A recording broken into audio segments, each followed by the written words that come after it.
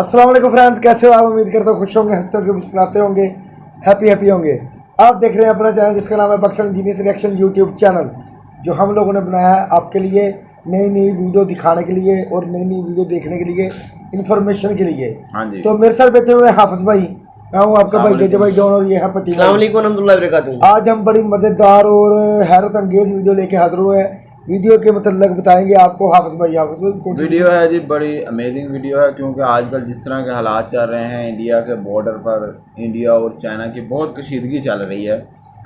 ये इसी कशीदगी पे वीडियो है कि इंडिया ने चाइना को पीछे धकेल दिया है और इंडिया की फ़ौज को देख के चाइना डर के भाग गया है 2 किलोमीटर पूरा पीछे। और जेजे भाई भी शॉक्ड हैं यार, वाकई ये चल क्या रहा है। मैंने देखी नहीं है, अब देखेंगे तो पता चलेगा जी पति भाई जी। तो वीडियो को जब जाने से पहले हमारे चैनल को सब्सक्राइब कर लें, जिसका नाम है Pakistani engineers reaction YouTube channel. तो हमारी वीडियो को लाइक और शेयर लाजमी कीजिए। चलो आओ फिर आगे चलिए, तो सब्सक्राइब द बटन आप लो। अब वीडियो देखते हैं, वीडियो के बाद बात करेंगे कि क्या है क्या नहीं है। हाँ जी।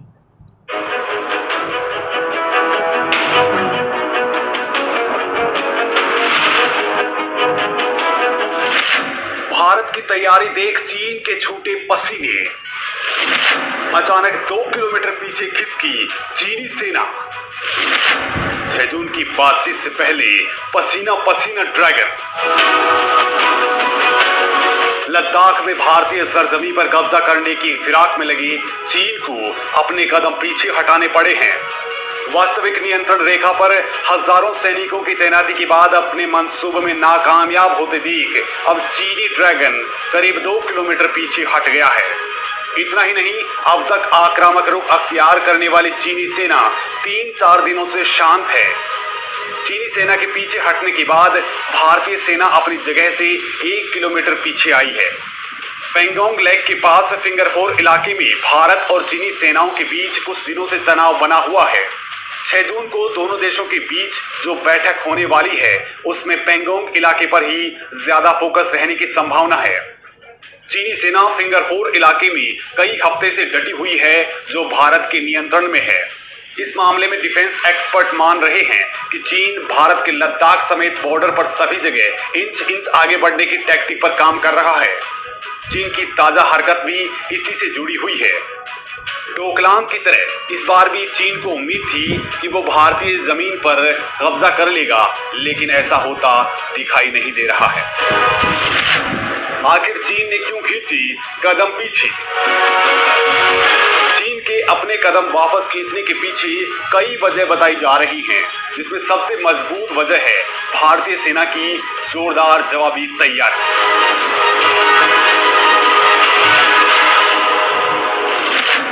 भारत के आक्रामक तेवर से डरा चीन। लद्दाख में पिछले महीने की 5 तारीख को और फिर सिक्किम में 4 दिन बाद यानी 9 तारीख को चीनी और भारतीय सैनिकों के बीच हिंसक झड़प हुई।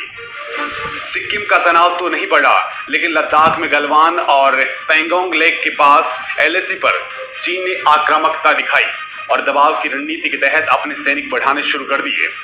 चीन ने एलएसी पर 5000 सैनिक भेजे। चीन की नापाक हरकत के जवाब में भारत ने भी एलएसी पर अपने सैनिक बढ़ा दिए और चीन की बराबरी में हथियार, टैंक और युद्धक वाहनों को भी इलाके में तैनात कर दिया। इस तैयारी के बाद भी भारत ने संयम के साथ बातचीत का रास्ता भी नहीं छोड़ा। गतिरोध को खत्म करने के लिए 6 जून को दोनों देशों के लेफ्टिनेंट जनरल रैंक के अधिकारियों की बातचीत होने वाली है। वैसे इस विवाद की शुरुआत के बाद अब तक 10 दौर की बातचीत हो चुकी है। भारत जान चुका है चीनी रणनीति। चीन के साथ हमेशा से ये रहा है कि उसके साथ अगर कोई देश नरमी से पेश आता है तो वह चढ़ जाता है, और अगर सख्त रवैया अपनाता है तो वो पीछे कदम खींच लेता है।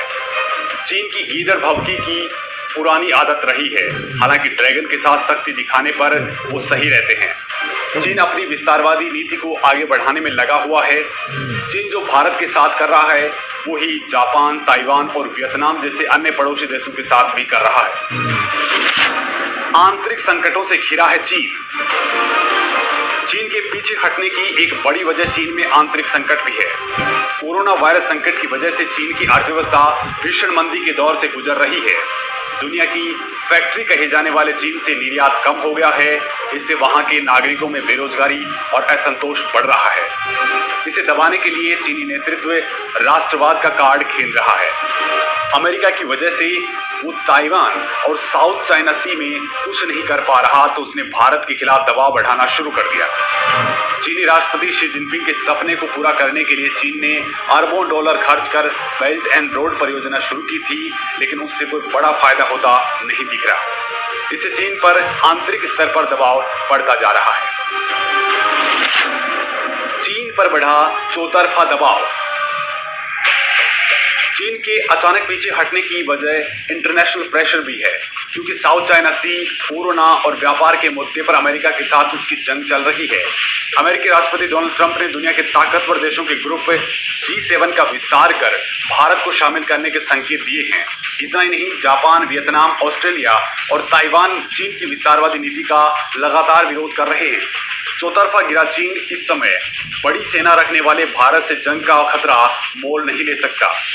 चीन भारतीय बाजार को भी नहीं खोना चाहता, इसी वजह से उसने लद्दाख में अपने रुख में नरमी लाई है। क्यों खास है 6 जून की मीटिंग? लद्दाख के सीमाई क्षेत्र में चीन की सेना अपना दम दिखाने की कोशिश कर रही है। भारतीय सेना भी उसके सामने डटी हुई है। दोनों तरफ से बातचीत भी जारी है, लेकिन अब तक गतिरोध खत्म नहीं हो पाया।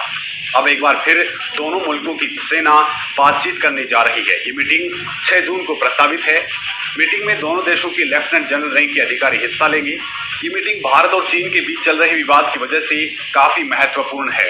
इस मीटिंग को भारत की तरफ से लेह स्थित 14 कॉर्प कमांडर का डेलीगेशन लीड करेगा। ये उच्च स्तरीय मीटिंग सीमा पर संकट खत्म करने के लिहाज से काफी महत्वपूर्ण मानी जा रही है। पूर्वी लद्दाख में ये विवाद मई की शुरुआत से चला आ रहा है। लद्दाख में LAC पर भारत की ओर से सड़क निर्माण का काम करवाया जा रहा था, जिसका चीन ने विरोध किया। इसके बाद 5 मई को पेंगोंग लेक पर दोनों देशों के सैनिक भिड़ गए। इस झड़प में कई जवान घायल भी हुए।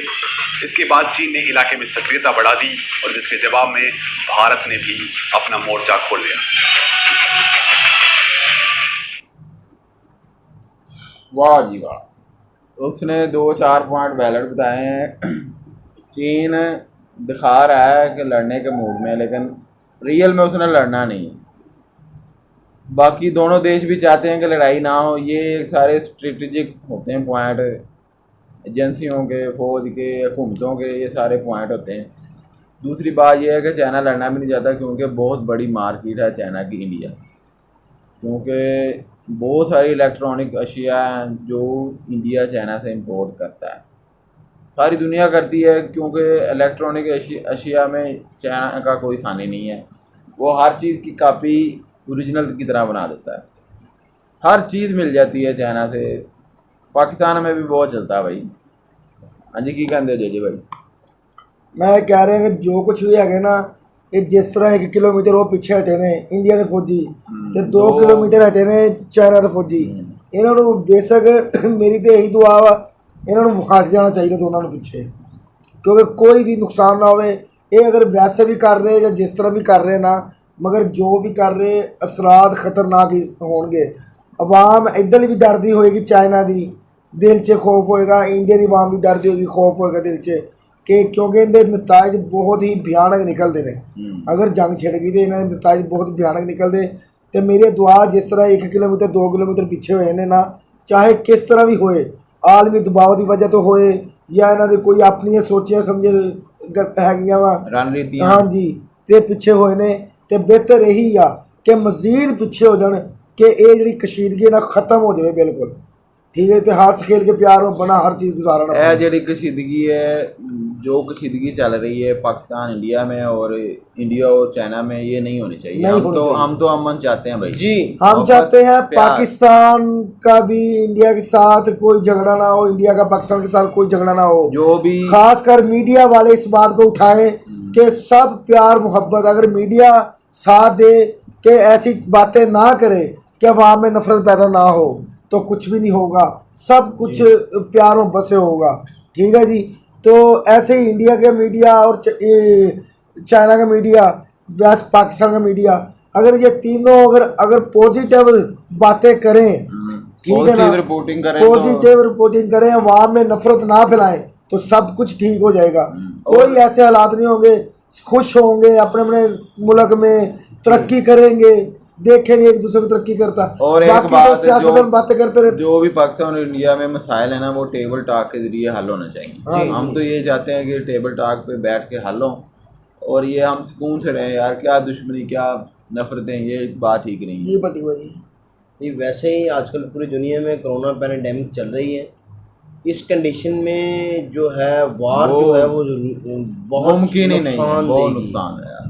क्योंकि वार तो आम मेंटली हालात लोग जो है वो नुकसान। प्रिपेयर नहीं है। हर घर में जो है वो कोरोना के पेशेंट्स हैं। पूरी दुनिया जो है इस वक्त समझ ले दाव पे लगी हुई है। किसी को कोई पता नहीं है आने वाले 2 दिन या 10 दिन या 20 दिन कैसे होंगे। सही बात। तो इस वजह से जो है ये वारशार के बारे में तो सोचना भी नहीं चाहिए। प्यार मोहब्बत से, जैसा जे सबसे पहले हर मुल्क को यही सोचना चाहिए कि कोरोना के साथ लड़ना कैसे है, अपने अवाम को कोरोना से लड़ना नहीं, कोरोना से महफूज अपनी कैसे अवाम होना को है। महफूज कैसे रखना है, इसकी वैक्सीन कैसे तैयार करनी है। इस पे पहले फोकस होना तो चाहिए, इस पे। सारे मुल्कों को चाहिए कि अपने इख्तलाफात ख़त्म करें, ख़त्म करके सारे एक जगह पे एक टेबल पे आके बैठ 6 जाएं, months प्लस हो गए हैं लेकिन अभी तक जो है कोरोना की कोई वैक्सीन एक टेबल पे आके बैठ नहीं जाएं, तैयार हो सकी। एक टेबल पे आके बैठ के सारे एक दूसरे से मशवरा करें कि इसका क्या हल निकालना चाहिए। क्योंकि हर मुल्क में परेशानी बनी हुई है, हर मुल्क की अवाम मर रही है, हर मुल्क में गुर्बत छाई एक्स्ट्रा छा रही है। ठीक है ना, जितने कारोबार खत्म हो जाएंगे तो गुर्बत तो छाएगी ना। यार कोरोना लॉकडाउन होगा तो सब कुछ होगा। कोरोना जैसी वबा ने अमेरिका जैसे मुल्क का बेड़ा गर्क कर दिया है। हमारे सुपर पावर। मुल्क तो फिर उनसे बहुत पीछे हैं। करोड़ों लोग जो हैं वो अनएम्प्लॉय हुए हैं, हाँ जी, बेरोजगार हुए हैं। तो सबसे पहले मेरा ये है कि कशीदगी जो नफरतें हैं ये ख़त्म कर दें। ज़हनी तनाव को कम किया जाए। हाँ जी, क्योंकि लोग ये पहले ही बड़े कशीदगी- परेशान हैं। एक दूसरे के बारे में कशीदा बातें करने से पहले हम ये सोचे कि हमने कोरोना से अपनी आवाम को कैसे महफूज रखना है। जी। बाकी बातें तो बाद में करेंगे ना कि क्या करना क्या नहीं करना। पहले आपको हम लड़ना सबको कि नहीं चाहिए- लड़ना, पहले सबको ये चाहिए कि अपनी अवाम के बारे में सोचें कि कोरोना से अपनी अवाम को महफूज कैसे रखना है, क्योंकि कोरोना इंडिया का में भी क्या बहुत- हल निकालना है। इंडिया में सारे भी केसेस बहुत ज़्यादा कोरोना 2 से, लाख से ज्यादा केसेस हैं। हाँ जी, बहुत ज़्यादा असरात हो रहे हैं। तो सोचना ये ना इंडिया को, पाकिस्तान को, चाइना को, यूरोप को, एशिया को। यार चाइना पता नहीं किस तरह बच गया। 1 करोड़ टेस्ट किया उन्हें वुहान सिटी च दोबारा, एक भी पॉजिटिव नहीं आया। अगर चाइना चाहता ना ਇਹ ਕਰੋਨਾ ਵਾਇਰਸ ਵੁਹਾਨ ਸਿਟੀ ਅਜੀ ਖਤਮ ਹੋ ਸਕਦਾ ਸੀ। ਇਹਨੂੰ ਠੀਕ ਹੈ, ਇਹਨੇ ਵੁਹਾਨ ਸਿਟੀ ਚੋਂ ਕੋਈ ਬੰਦਾ ਚਾਈਨਾ ਦੀ ਦੂਸਰੀ ਸਿਟੀ 'ਚ ਨਹੀਂ ਜਾਣ ਦਿੱਤਾ ਚਾਈਨਾ ਨੇ। ਹੈ ਜਿਹੜੇ ਦੂਸਰੇ ਮੁਲਕਾਂ ਦੇ ਬੰਦੇ ਸੀ ਉਹਨੇ ਭੇਜੇ। ਜਦੋਂ ਦੂਸਰੇ ਮੁਲਕਾਂ ਦੇ ਬੰਦੇ ਆਪਣੇ ਮੁਲਕਾਂ 'ਚ ਵਾਪਸ ਗਏ ਨੇ ਤੇ ਉੱਥੇ ਕਰੋਨਾ ਫੈਲਿਆ। बाकी चाहिए ना, ਕਿਸੇ ਨੂੰ ਨਿਕਲਣ ਹੀ ਨਹੀਂ ਦੇਣਾ ਚਾਹੀਦਾ ਸੀ, ਉੱਥੇ ਹੀ ਯਾਰ ਵੁਹਾਨ ਸਿਟੀ 'ਚ ਖਤਮ बस जो भी है यार, जैसा भी है, ये एक बहाना बनना था वो बन गया। परेशानी आ गई है तो अब परेशानी को मज़ीद परेशानी में तब्दील नहीं करना चाहिए। मज़ीद परेशानी में तब्दील ना करो। भाई ये परेशानी खुद ही होनी है। भाई मैं ये कह रहा हूँ बॉर्डरों पे परेशानी बन रही है ना।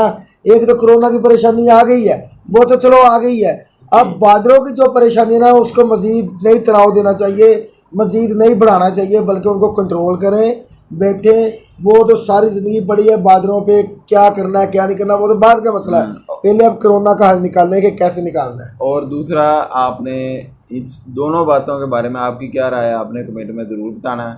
और मिलते हैं आपसे अगली वीडियो में। Take care. ओके जी, अल्लाह हाफ़िज़। अल्लाह ने के बान फी मान लिया।